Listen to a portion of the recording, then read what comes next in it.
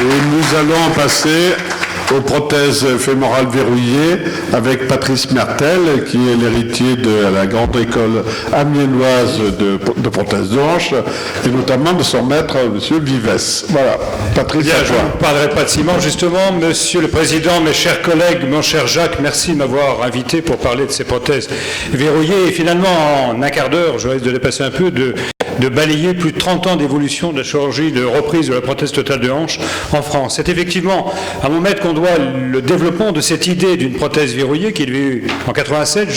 J'étais encore interne à l'époque et j'ai été élevé finalement pendant toute ma carrière dans ce moule des prothèses verrouillées. Alors c'était une prothèse clou et en même temps on travaillait sur le verrouillage des clous fémoraux, on faisait beaucoup de traumatologie. Elle existait en 2 diamètres de longueur avec un verrouillage distal par 5 ou 7 clavettes. L'idée était finalement de remplacer un clou et une prothèse. La première implantation que nous avions fait avec Pierre Vives, c'était d'ailleurs une fracture complexe de l'extrémité supérieure du fémur avec une fracture luxation de la tête fémorale. Je faisais un patient assez jeune, c'était un bûcheron avec cette évolution à 6 mois tout à fait intéressante. Mais elle nous permettait, et c'est là qu'elle prend son nom, ultime, de gérer des situations de décèlement très sévères, les stades 3 ou 4 de la soft-code, pour lesquels on n'avait pas beaucoup de solutions thérapeutiques, et qui nous a permis finalement de restaurer des déstockossions intéressants et d'autoriser l'appui aux patients en post-opératoire immédiat. C'était également intéressant dans les fractures périprothétiques, qui n'étaient pas aussi nombreuses qu'à l'heure actuelle, mais qui permettaient là encore de redonner l'appui immédiatement aux patients avec une reconstruction osseuse de qualité et associant la reprise prothétique à l'ostéosynthèse. L'idée de Pierre Vives, c'était, sur cette prothèse en titane non réhabitable, d'obtenir une reconstruction osseuse, ce qu'on connaissait sur les prothèses de Wagner à l'époque, et de pouvoir ensuite désescalader et de remplacer cette prothèse par une nouvelle prothèse standard. En fait, l'évolution était progressive parce que peu de patients ont accepté, ils étaient d'ailleurs assez âgés à l'époque, d'être désescaladés, de subir une nouvelle intervention chirurgicale. Et bon nombre d'entre eux se contentaient d'un résultat qui était tout à fait satisfaisant. Et vous voyez ce recul à 12 ans d'une prothèse verrouillée, un des premiers modèles, avec cette reconstruction métaphysaire tout à fait spectaculaire. Et bon an, mal an, les patients n'ont pas été repris, donc la notion de désescalade a été peu utilisée. Il faut replacer cette prothèse dans un concept global. Et vous avez vu qu'il y avait des cerclages tout autour de la partie proximale. C'est que cette prothèse n'était utilisable et n'avait d'intérêt qu'avec l'utilisation d'un volet fémoral, d'un abord transfémoral. Il fallait ouvrir le fémur. Et c'est parce qu'on ouvrait le fémur qu'on avait besoin de stabiliser par une prothèse verrouillée distalement, au-delà de l'isthme du fémur. Et c'est parce qu'on savait qu'on allait pouvoir s'appuyer distalement avec une stabilisation rotatoire et en migration verticale qu'on pouvait s'autoriser de réaliser ces volets fémoraux qu'on a utilisés de façon très très large dans le service. Alors c'était intéressant notamment pour des reprises de tiges sans ciment. Vous voyez ici une tige en ciment qui, malgré un fémur largement ouvert, tient encore extrêmement solidement sur juste la corticale médiale du fémur. Et nous avons finalement été rejoints par Charles Picot, un Lyonnais, Jacques, qui avait de son côté développé sa propre tige verrouillée et conduisant à cet ouvrage qu'il a co-rédigé avec Pierre Vives dans ce concept associant l'abord transfémoral et la prothèse verrouillée. Alors, les tiges ont évolué, de 2 on est passé à 5 tiges, avec toujours 2 diamètres, 12 et 14, plusieurs longueurs, l'adaptation d'un col modulaire qui, sur les prothèses de révision, n'a jamais d'ailleurs posé de problème, une partie proximale réhabitable, puisque le malade n'était pas désescaladé, il fallait bien espérer une réhabilitation secondaire, un revêtement de doxyapatite, et puis on a traité pendant de nombreuses années, avec ce type d'implant, des malades, soit sur des décèlements sévères, des stades 3 et 4 de la soft-code, où là, le volet fémoral permettait, vous voyez cette radio, d'éviter les fausses routes ou les fractures péropératoires si nombreuses dans ces reprises, et on avait une stabilité axiale et rotatoire grâce au verrouillage qui autorisait l'absence de micromobilité, donc la réhabilitation proximale de la tige. C'était intéressant également quand on avait des longs bouchons de ciment, plus de 3 cm sur le risque de faussure, des prothèses, Henri, il est là, des prothèses madréporiques cassées et quasiment inextractibles en l'absence de volet fémoral, et puis des déformations avec des grandes varus fémoraux, où là l'ossotomie complémentaire était indispensable. Alors, cette ostotomie, regardez cet exemple, avec 12 ans de recul, même si l'ostotomie médiale complémentaire au volet n'est pas très élégante sur radio post-opératoire, on a une parfaite reconstruction à 12 ans d'un fémur quasiment normal, sur une prothèse qui d'ailleurs avait été déverrouillée à l'époque. Même chose sur les fractures périprothétiques, avec ou sans volet. Quelquefois, le fémur est tellement éclaté que le volet est fait, mais quelquefois, sur des fractures plutôt un petit peu plus distales, on est obligé de réaliser en même temps un volet. C'est pas grave, on fait une fracture supplémentaire et on a cet appui immédiat autorisé par le verrouillage distal de la prothèse. Cela étant, quand même, progressivement, des questions se sont posées, même si on avait des résultats fonctionnels tout à fait satisfaisants. Vous voyez, ce patient a repris à 34 ans, il avait été opéré à 20 ans de nécrose bilatérale, avec un excellent résultat fonctionnel. Nous avons essayé de définir les indications, savoir comment étaient les conditions techniques, gérer les ruptures de matériel, définir un design idéal. Alors, l'ancillaire a dû évoluer, nous avons beaucoup travaillé sur l'ancillaire, car il faut bien vous avouer qu'au début de notre expérience, un certain nombre de vis étaient en dehors des clavettes, en dehors des trous, en dehors de la prothèse, puisque verrouiller à travers un fémur, c'est pas si simple, c'est convexe, et la mèche ne tient pas. Il a fallu faire des cadres visés extrêmement rigides, qui pouvaient se fixer sur la prothèse en place réduite pour régler la longueur, et puis c'est surtout finalement le développement de canons de visée avec des mèches très épaisses qui étaient guidées jusqu'au contact de fémur, qui a permis d'avoir pratiquement 100% de bonne visée. Ça, c'était une évolution considérable. Le verrouillage a beaucoup évolué. Les vis initialement utilisées, qui faisaient 4-5, avaient en fait, voire 5 mm, avaient une âme de 4 mm ou un peu moins. Et la résistance de la vis était définie par l'âme. Et c'est pour ça que ces vis ont cassé dans un certain nombre de cas avec des migrations distales de la prothèse. Nous avons fait évoluer ce verrouillage vers des clavettes d'abord à verrouillage distal, mais qui ne tenaient pas, puis des clavettes à verrouillage proximal où on ne conservait que l'âme de la vis, avec des clavettes dont le diamètre est augmenté à 5 puis à 6 mm, avec une absence complète de rupture de clavette.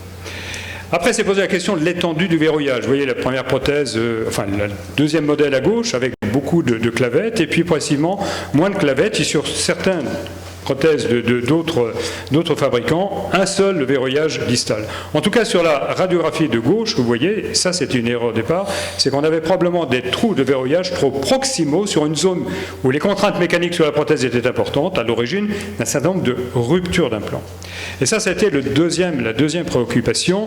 On avait en particulier sur cette tige ultime des ruptures, surtout lorsque le trou proximal n'était pas verrouillé, surtout lorsqu'il avait été verrouillé en premier avec un risque de coup de mèche sur le trou, donc entraînant une zone de pré-rupture, et puis surtout à cause du diamètre restant. Sur une tige de 12 et une clavette de 10, il restait 3 mm de part et d'autre de métal, donc ce n'était pas suffisant. Il fallait probablement augmenter le diamètre de la tige et surtout distaliser le premier trou de verrouillage. Nous avions fait avec mon ami Denis Van de Velde à l'occasion du symposium que nous avions organisé sur le verrouillage en 2008 dans le cadre de la Softcode à SFAG, des études en éléments finis qui avaient montré qu'il était capital de garder une distance de sécurité entre le bas du volet fémoral et la tige, le premier trou de verrouillage, sinon on avait des contraintes trop importantes qui entraînaient des risques de rupture. De même, il fallait utiliser quand même une notion de presse-fuite, utiliser la tige la plus large possible, car sur une tige sous-dimensionnée, comme à droite, en 13 mm, eh bien on augmentait les contraintes, notamment sur le premier trou de verrouillage, voire sur la première vis ou la première clavette, avec, là encore, un risque de rupture. Il était important également de bien verrouiller le premier trou. Vous voyez à droite, si ce premier trou n'est pas verrouillé, bien, toutes les contraintes en varus se concentrent sur ce trou et ça ne peut être que le point d'appel de la rupture. Et vous avez vu déjà beaucoup de radios où finalement au départ on ne verrouillait pas le premier trou parce qu'on était trop proche de nos volets qui ont souvent été un peu trop étendus. Enfin, ce qu'on n'avait pas compris, c'est pourquoi il y a quelquefois la vis ou la clavette du milieu, la vis du milieu qui cassait, quelquefois la vis distale. Eh bien, en travaillant sur des Sobones avec des charges en varus, il y avait eu 30 manipulations, on s'est aperçu qu'en réalité, le chargement des clavettes est aléatoire parce qu'il y a une tolérance dans la fabrication des trous, dans la fabrication de la clavette, pour que la clavette rentre, elle n'est pas entièrement du diamètre du trou, et donc cette tolérance fait que ce n'est pas toujours la première clavette qui est chargée en conditions mécaniques. Et donc il y a eu une évolution très nette des implants, beaucoup de sociétés se sont intéressées à cette tige, avec des tiges droites, des tiges courbes, des tiges entièrement revêtues d'hydroxyapatite et de revêtement en titane poreux, et des tiges partiellement revêtues. Des publications se sont fait jour dans la littérature internationale. Nous avions organisé donc en 2008, publié dans International Orthopedics, cette grande revue rétrospective d'une série française avec 725 reprises, une grosse portion de décèlements aseptiques et puis quand même une grosse proportion, 147 fractures. Des décèlements souvent sévères, 3 et 4 de la Softcode, avec un résultat finalement tout à fait satisfaisant sur le plan fonctionnel, mais des douleurs de cuisse. Et ces douleurs de cuisse, important quand même pour ces patients encore jeunes, pour certains d'entre eux, étaient liées la plupart du temps à des tiges trop longues, et surtout des tiges droites dont l'extrémité venait en contact avec la corticale antérieure d'un fémur courbe. Et c'est ça qui a mené la modification de ces implants verrouillés. Les fractures pérope étaient largement diminuées par rapport aux précédentes études sur les reprises fémorales, moins de 2%. Les ruptures de vis, bien sûr, et puis quelques ruptures de tige liées aux inconvénients que je vous ai déjà notés. 83% de ces implants étaient jugés stables à la révision avec des prothèses qui étaient totalement incorporées.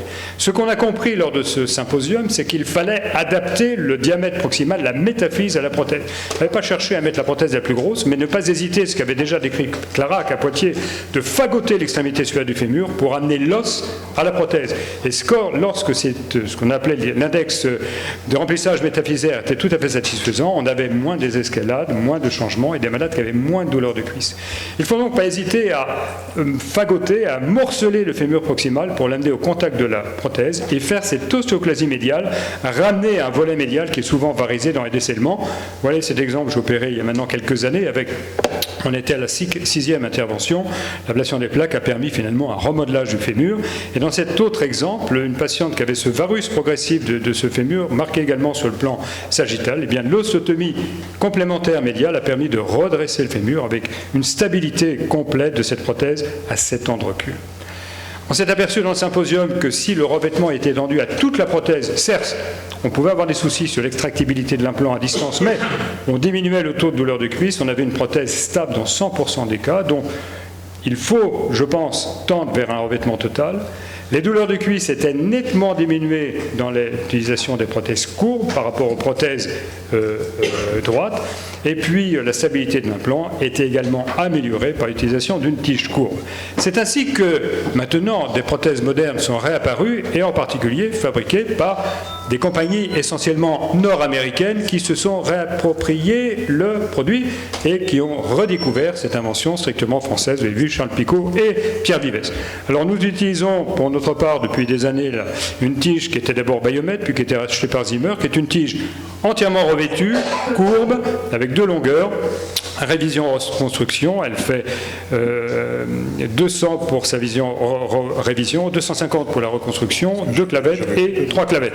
Avec finalement, dans cette série rétrospective à 5 ans, 43 patients inclus, essentiellement des décellements fémoraux, un tiers de fractures périprothétiques, d'excellents résultats sur les scores fonctionnels. Et ce qui est intéressant, c'est de voir que finalement, on a une poursuite de l'amélioration des résultats fonctionnels entre 2 et 5 ans, avec de parfaites reconstructions, comme dans ce cas, vous voyez, avec 3 clavettes et un assez long volet. L'auto-intégration de ces implants qui sont maintenant entièrement revêtus est complètement acquis dans plus de 95% des cas. Il n'y a aucune migration, non plus aucune rupture de clavette, et il n'y a aucune reprise fémorale en dehors de l'infection. Vous voyez cet exemple avec une patiente qui avait déjà beaucoup donné pour la chirurgie, avec un fémur multi-opéré, une tige qui flottait, malgré un trochanter pseudarthrosé. Eh bien, à 4 ans, la tige est parfaitement intégrée, le trochanter est resté pseudarthrosé, mais c'est une patiente qui marche avec une canne simple, sans aucune difficulté, sans aucune douleur de cuisse. Un résultat sur cette tige qui était déjà une reprise pour un objet de céramique à gauche et qui montre bien que les tiges verrouillées ne sont pas que verrouillables, elles doivent être verrouillées, que l'utilisation d'une tige verrouillée non verrouillée va entraîner une migration distale, ce qui était apparu ici, une patiente opérée dans un autre établissement avec un tout petit volet. Je l'ai repris avec un volet plus large et une tige verrouillée. Vous voyez ce résultat à 3 ans, tout à fait stable. Donc on a 93% de survie à 5 ans, ce qui est quand même en termes de chirurgie de reprise dans les conditions un petit peu difficiles est plutôt très satisfaisant. C'est donc un concept qui demeure une arme intéressante dans la stratégie de reprise de prothèse totale de hanche. On peut faire des reprises avec d'autres méthodes, bien évidemment, mais dans les grands décellements, dans les fractures périprothétiques, c'est indispensable. Et je ne résiste pas à vous montrer cette diapo que nous avait rédigée Denis Van de Velde, originaire de Valenciennes, pour la conclusion du symposium de SFHG, pour vous donner en ch'ti les bonnes recettes pour utiliser cette prothèse de reprise verrouillée. Merci de votre attention.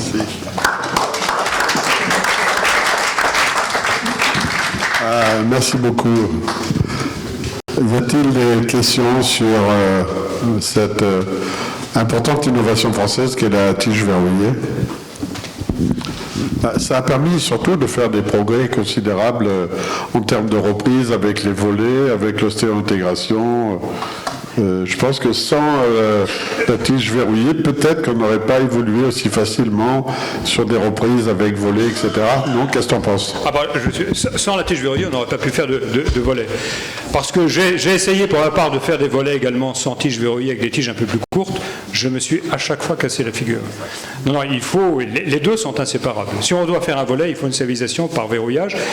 Le problème du press-fit est un petit peu compliqué puisqu'on a, une possibilité, si on garde l'isthme fémoral, on peut se positionner en press-fit. Le problème du press-fit, on l'a bien connu dans les années 80 avec la tige de Wagner, c'est qu'on ne règle pas la longueur. Et c'est un petit peu compliqué. C'est pourquoi les partisans du press-fit ont développé des prothèses modulaires dans la révision, pour régler l'antéversion, pour régler la longueur. Seulement, on tombe dans les travers de la modularité et des risques de corrosion importantes et des ruptures au niveau de la connexion. Olivier Roche, qui a beaucoup utilisé ces prothèses à Nancy, a publié quand même une série de ruptures dans plus de 25% des cas, à 10 ans de recul. C'est quand même tout à fait inquiétant. Et je vous invite à venir à la Sofcote où je dois faire une conférence d'enseignement sur les corrosions dans la modularité des prothèses totales de hanche, où finalement ce problème est d'actualité majeure. Et une autre question, l'idée de départ c'était la désescalade. Oui. Alors, cette désescalade finalement vous l'avez un peu commencé, mais vous n'êtes pas allé jusqu'au bout du concept. On ne l'a pas du tout utilisé, parce que finalement, les seuls malades que nous avons d'escalader, c'est les malades qui n'étaient pas bien, qui étaient douloureux, soit parce que la tige, comme elle n'était pas intégrable, elle bougeait quand même, soit parce qu'il y a eu des ruptures de vis, elle s'était enfoncée, soit parce que les malades avaient une douleur en bout de tige. Donc nous avons désescaladé des malades douloureux. Et on avait publié les résultats des escalades dans 29 cas il y a 4 ans dans la revue de chirurgie orthopédique avec d'excellents résultats à distance. Mais ce concept est un concept qui n'est plus vendable. On ne peut pas proposer au malade de l'opérer en lui disant on va vous retirer la prothèse dans 6 mois pour vous en remettre une autre. Parfait. Est-ce que vous avez d'autres questions? Oui. Oui, Vincent Chassin. Est-ce qu'il y a des indications de cette prothèse verrouillée de première intention et quelles sont-elles?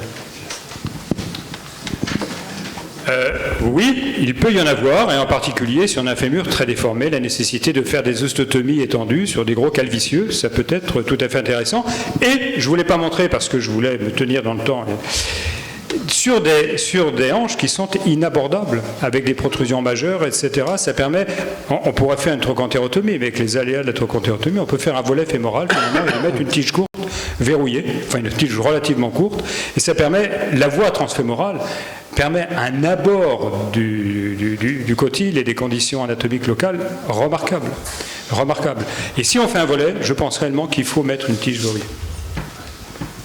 Il y a juste une chose que je ne sais pas, je profite de la présence de Claude Vielpeau, parce que sur le volet, je sais qui a développé la prothèse verrouillée, savoir qui a fait le premier volet. Alors je sais que tu en avais fait un bien avant nous, je crois que Wagner avait dû en faire en Autriche, mais je ne sais pas. On ne sait pas très bien qui a développé le volet initialement. Claude, tu veux donner ton avis?